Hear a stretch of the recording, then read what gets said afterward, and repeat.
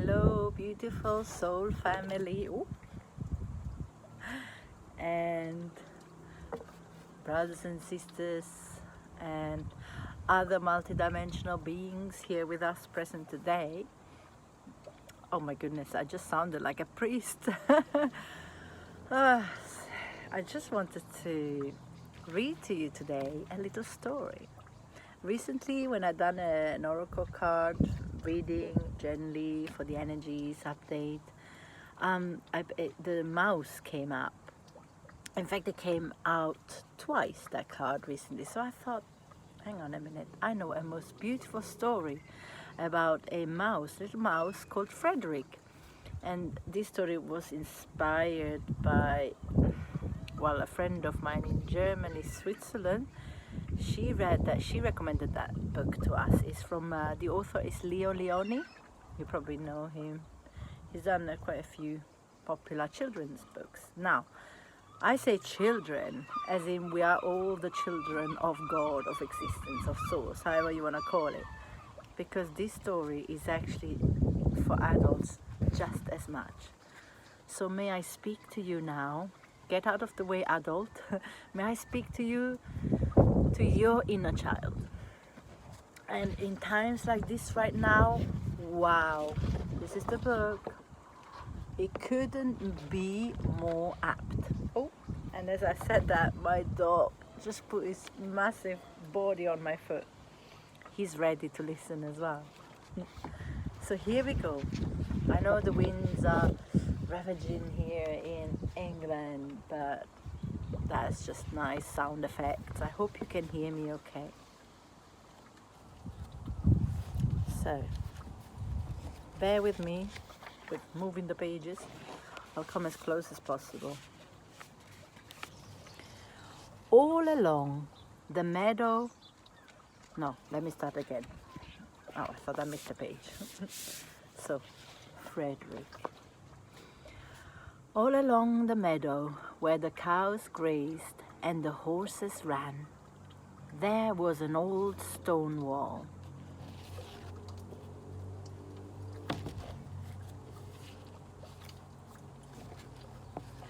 In that wall, not far from the barn and the granary, a chatty family of field mice had their home.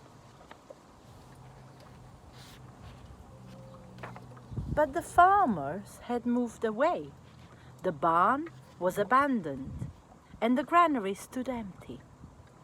And since winter was not so far off, the little mice began to gather corn and nuts and wheat and straw. They all worked day and night. All of them, except, you know what's coming? Frederick. Yes, indeed.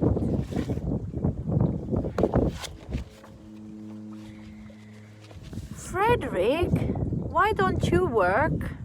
They asked.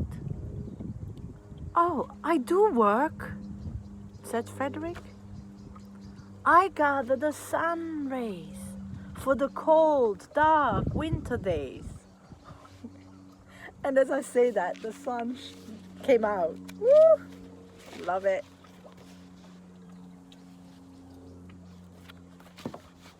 So, as you heard, he's working. And then, when they saw Frederick sitting there, staring at the meadow, they said, "And now, Frederick?"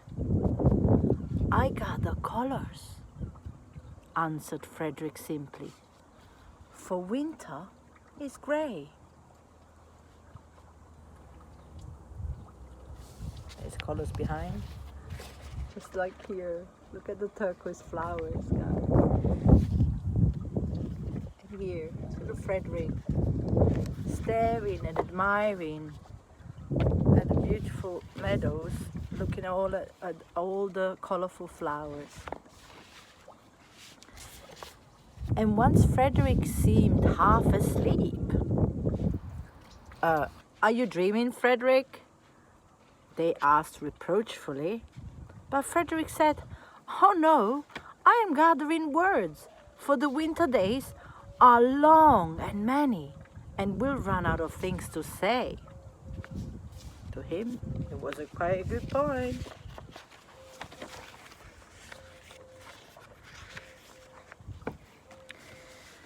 The winter days came, and when the first snow fell, the 5 little field mice took to their hideout in the stones.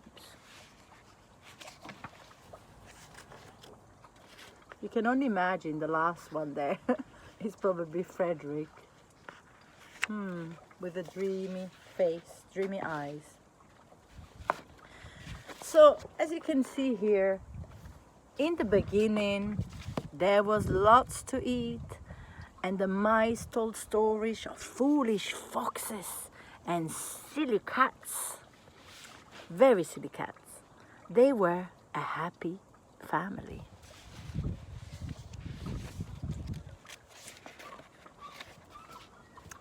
But little by little, they had nibbled up most of the nuts and berries, the straw was gone, and the corn was only a memory. It was cold in the wall, and no one felt like chatting.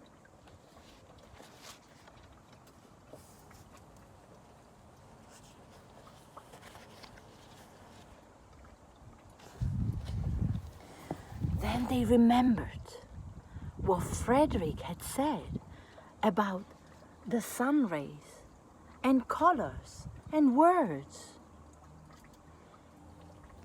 What about your supplies, Frederick? They asked.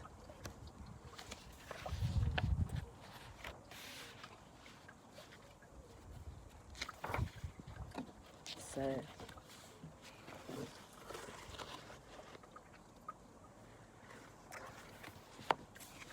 he then said, Frederick that is, close your eyes, as he climbed on a big stone. Now I send you the rays of the sun. Do you feel how their golden glow? And as Frederick spoke of the sun, the 4 little mice began to feel warmer. Was it Frederick's voice? Was it magic?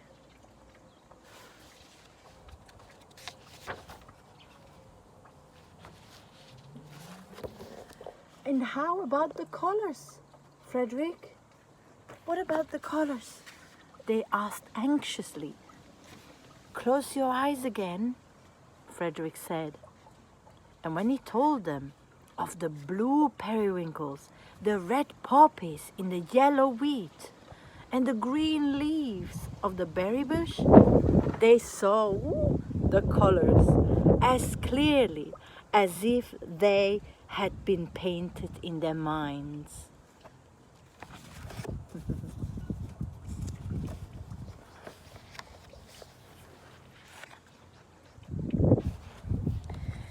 And the words, Frederick?